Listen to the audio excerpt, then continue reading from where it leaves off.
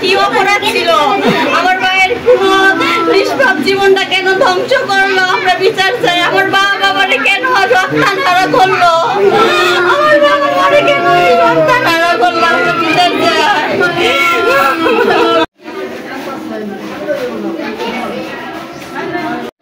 আনুমানিক রাত 8টা সাড়ে 8টার দিকে আমার ভাই ভৈরব হইতে আসার সময় দুই গ্রুপের সংঘর্ষতার পথচারী বিদায় তারা সংঘর্ষতায় লিপ্ত হওয়ায় মাথায় আঘাত পায়, ইট পাটকেল দিয়ে গুরুতর আহত হওয়ার পর স্থানীয় হাসপাতালে নেওয়া হয়। সেখান থেকে তার অবস্থা বেগতিক দেখে তারা ট্রান্সফার করে ভাগলপুর। সেখানেও তারা রোগীকে না রেখে অবস্থা ক্রিটিক্যাল বিদায় তাকে ট্রান্সফার করা হয় ঢাকা মেডিকেল হাসপাতালে। সর্বোপরি রাত আনুমানিক 2:30 থেকে 3টায় ডাক্তার রোগীকে অর্থাৎ তোফাজ্জল হোসেন আহমেদকে মৃত ঘোষণা করে। কোন হসপিটাল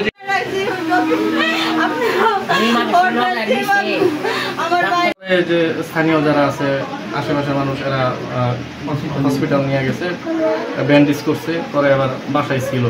বাসায় আসার পরে আনুমানিক 10 মিনিট পরে সে অজরে বমি করা শুরু করছে। এরপর থেকে তার অবস্থা খুব সিরিয়াস। পরে ভাগলপুর একটা হাসপাতাল নেওয়া হয়েছিল, এইদিকে একটা হাসপাতালে নেওয়া হয়েছিল, ওইখানে রাখে নাই, পরে ভাগলপুরে নেওয়া হয়েছে। ওই সমস্যাটা খুব সেন্সিটিভ বিধায় তারা ওই ভাগলপুরেও রাখে নাই, তারা ঢাকা মেডিকেল হাসপাতালে ট্রান্সফার করছে। পরে ওই জায়গায় রাত্র আনুমানিক 2:30 থেকে 3টার সময় সে ইন্তেকাল করে।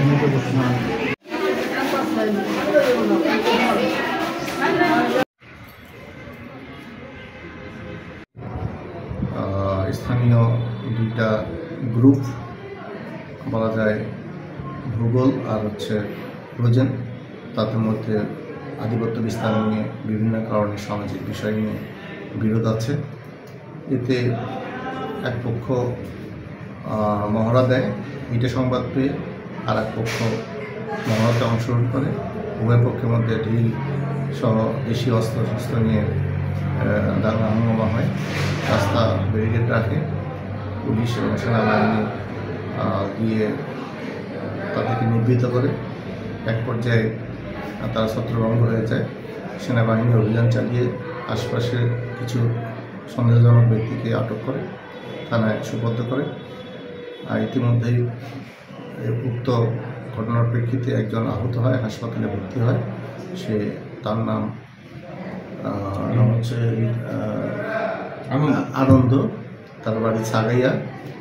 সে ভুল ইনফরমেশন দিয়ে ঢাকা মেডিকেলে ভর্তি হয় বলে সে রিক্সার থেকে পড়ে মারা গেছে। কিন্তু আমরা তদন্ত করে জানি যে সে এই ঘটনার সময় মাথায় আঘাতপ্রাপ্ত হয়ে হাসপাতালে ভর্তি হয় ভৈরবে। সেখান থেকে তাকে ঢাকা মেডিকেলে প্রেরণ করা হয়, সে মৃত্যুবরণ করে। ঘটনাটা মৃত্যু, এটি আমি জানি।